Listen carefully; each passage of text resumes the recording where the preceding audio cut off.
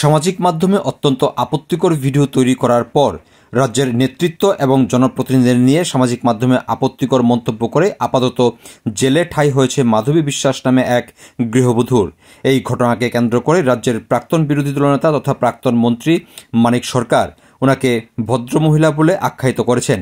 এই বিষয়টিকে কেন্দ্র করে শুরু হয়েছে জোর সমালোচনা।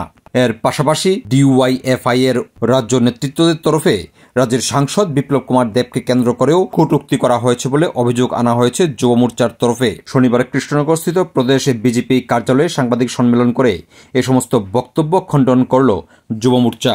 পাশাপাশি সিপিআইএম এবং ডিওয়াইএফআই এর তীব্র সমালোচনায় সরব হয়েছে যুব মোর্চা। এবং উনাকে আইনের আওতায় আনার ঠিক একদিন পর আমরা লক্ষ্য করেছি রাজ্যের কিছু নেতৃত্ব, অবশ্যই বিরোধী নেতৃত্ব, প্রাক্তন মুখ্যমন্ত্রী বলতে হয়, ওনাকে পলিট ব্যুরোর প্রাক্তন সদস্যের তকমাও আছে, এবং আরো কিছু লোক সামাজিক মাধ্যমে আমরা লক্ষ্য করেছি তাদের ভাষার মাধ্যমে এই ধরনের মানসিকতার যারা পরিচয় দিচ্ছে তাদেরকে প্রশ্রয় দিয়ে যাচ্ছে এবং সমাজকে আরো কলুষিত করে যাচ্ছে।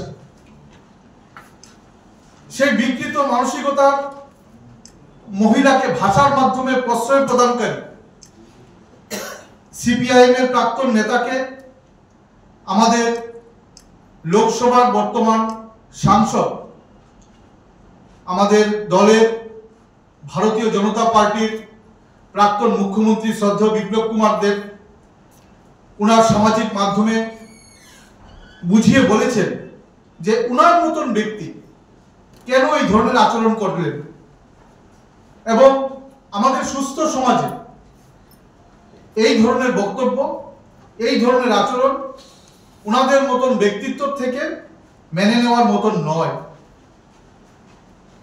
এবং পরবর্তী সময় আমরা এও লক্ষ্য করেছি যে সিপিআইএম নেতৃত্ব ওই ধরনের কুরুচিকর মন্তব্যের এবং ভাষার প্রশ্রয় দিয়েছেন, উনাদের হয়ে প্রায় 50 ছুঁই যুবনেতা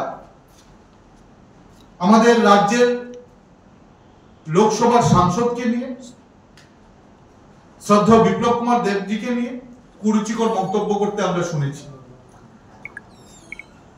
উনি বলেছেন যে উনি ব্যক্তি আক্রমণ করেন না বা ওনারা করেন না, কিন্তু তৎক্ষণাৎ এবং ওই সময়ে উনি ব্যক্তি আক্রমণ করে যাচ্ছেন না, শুধু আমাদের সাংসদের পরিবার নিয়ে উনি কথা বলেছেন। এই ধরনের আচরণকে আমরা একটা বিকৃত মানসিকতার পরিচয় বলে আমরা মনে করি, এবং উনারা যেই দলের হয়ে প্রতিনিধিত্ব করেন আমরা দৃঢ়তার সঙ্গে বলতে হয় যে উনাদের দলের যে আদর্শ আছে, যে পরিকাঠামো আছে, যদি পুস্তক আকারে থাকে এটাই কি তাদের পরিচয় কিনা বা তাদের দলের পরিচয়, হয়তো এটাও হতে পারে। এদিনের সাংবাদিক সম্মেলন থেকে বিরোধী দল সিপিআইএম এবং ডিওয়াইএফআই এর তীব্র সমালোচনা করা হয়েছে যুব মোর্চার তরফে। The fact bureau.